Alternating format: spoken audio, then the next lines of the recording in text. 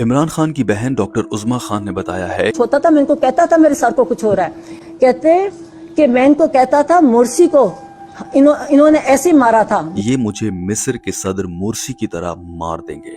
ये बात क्यों की है? मिस्र के सदर मोरसी की मौत कैसे हुई थी? क्या उन्हें भी कैद तन्हाई में रखा गया था? आइए समझने की कोशिश करते हैं और जानते हैं कि सदर मोरसी की जेल में जिंदगी कैसी थी और उसमें इमरान खान से मुमासलत कितनी ज्यादा है भी या नहीं। 17 जून 2019 को मिस्र के साबिक सदर मोहम्मद मोरसी काहिरा की एक अदालत में मौजूद थे। वो 2012 में मिस्र के सदर मुंतखब हुए थे, लेकिन तकरीबन एक साल बाद 2013 में फौज ने उन्हें इख्तदार से हटा दिया और उसके बाद उन्हें गिरफ्तार कर लिया गया। अगले तकरीबन 6 साल उन्होंने हिरासत में गुजारे। अब यहाँ से कहानी का वो हिस्सा शुरू होता है जिसकी वजह से आज भी मोहम्मद मोरसी का नाम जेल में सियासी कैदियों के साथ होने वाले सलूक की बहस में कहीं ना कहीं आ ही जाता है।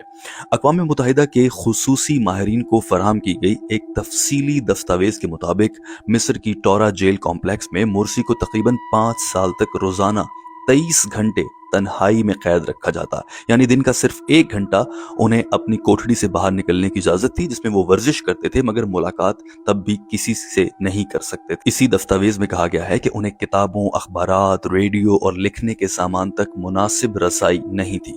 रिपोर्ट के मुताबिक उनके सोने के लिए भी बाकायदा बिस्तर के बजाय कंक्रीट के फर्श पर 1 या 2 कंबल इस्तेमाल करना पड़ते थे।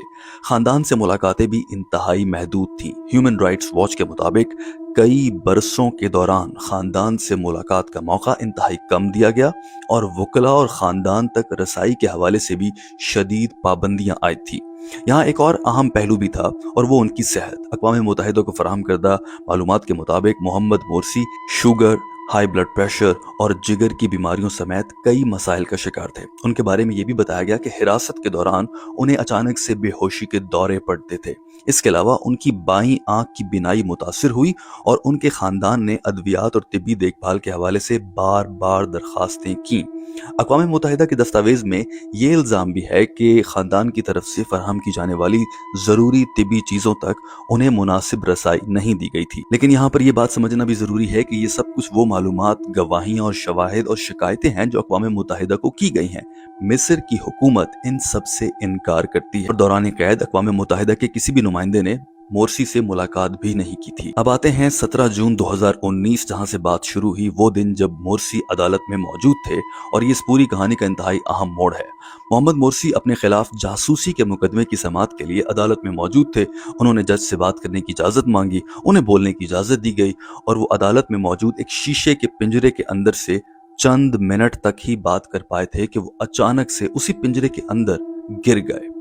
अदालत में मौजूद लोगों ने शोर मचाया, उन्हें फौरी तौर पर अस्पताल ले जाया गया, लेकिन मिस्री हुकाम के मुताबिक मिस्र के वक्त के मुताबिक 4:50 पर मोरसी इंतकाल कर चुके थे।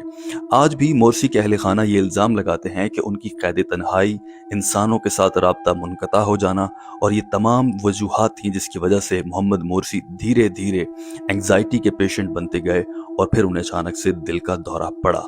लेकिन मिस्र की हुकूमत आज भी इन चीज़ों को बतौर हक़ाइक़ तस्लीम नहीं करती। एक सहाफ़ती एहतियात के तहत मैं यहाँ पर यह ज़रूर शामिल करना चाहूँगा कि इमरान खान और मोरसी की सेहत, हालात और हुकूमत की तवज्जो में कुछ हद तक फ़र्क ज़रूर नज़र आता है, लेकिन कुछ चीज़ें ऐसी भी नज़र आती हैं जो बज़ाहिर ममासलत रखती हैं। लेकिन इमरान खान और मोहम्मद मोरसी को बिल्कुल एक नज़र से देखना शायद ज़्यादती होगी। आप क्या समझते हैं?